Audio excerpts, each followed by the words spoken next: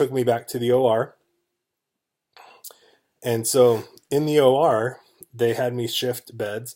So I just had to scoot myself onto the operating table. And that was actually fairly easy because I had the use of my left hand and I just had to move to the left. So once I got over there, they kept having me hold my own hand. And even though I had a hold of it like this, in fact, right now it's resting on my chest, and I must be getting some feeling back because I feel like it's resting on something down here by my elbow. So this is all I can do. I can lift my shoulder. The rest of it is completely dead weight. Bizarre.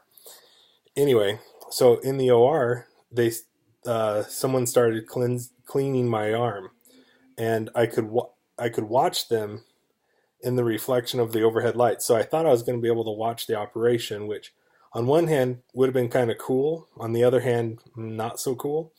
But they're just scrubbing my hand for like each part forever. I mean, I get it, no infection, but they went over it and over it and over it with this cleanser, and then they cleaned that off, and they kept going back over each part of my entire arm, not just my hand and my wrist where they were going to operate, but the entire arm all the way down, and couldn't feel a thing. And you know how cool that is when you're realizing that A, you cannot move your hand, your wrist at all, and B, you have no feeling whatsoever. Now, the anesthesiologist, Dr. White, she did another test, probably I think before we went back to the OR with wet rubbing alcohol. She just wanted to see where I was going to be, if I was going to have any sensation of cold.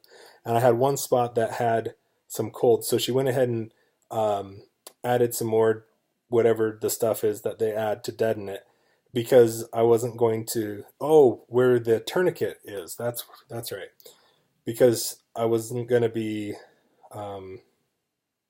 consciously anesthetized. I think that means like they kill you, so no, that's euthanize.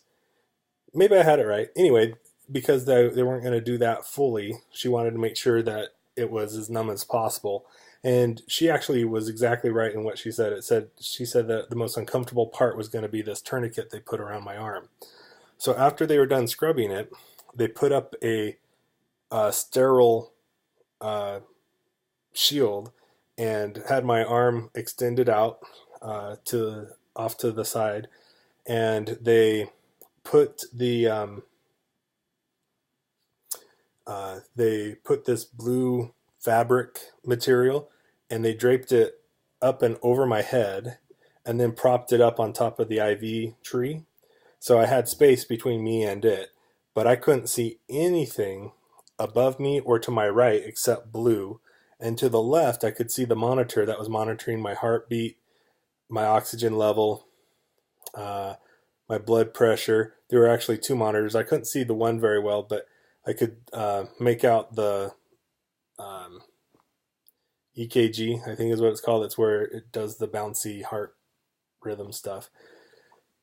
And so I spent a lot of the time looking at that while they worked on me, because once again, the entire time, all it felt like is that my arm was straight up, my index finger felt like it was extended, and my fingers were curled in kind of an awkward way, because I was just looking at my finger kind of in an awkward position when my arm physically fell away, but my soul or my spirit part of my hand, the thought part, that the self-awareness of where my hand was, should have been there. It felt like it was still there. Weird sensation, totally bizarre, that it felt like it should just still be in this awkward position with it pointed up to the ceiling. So the entire operation that's how it was.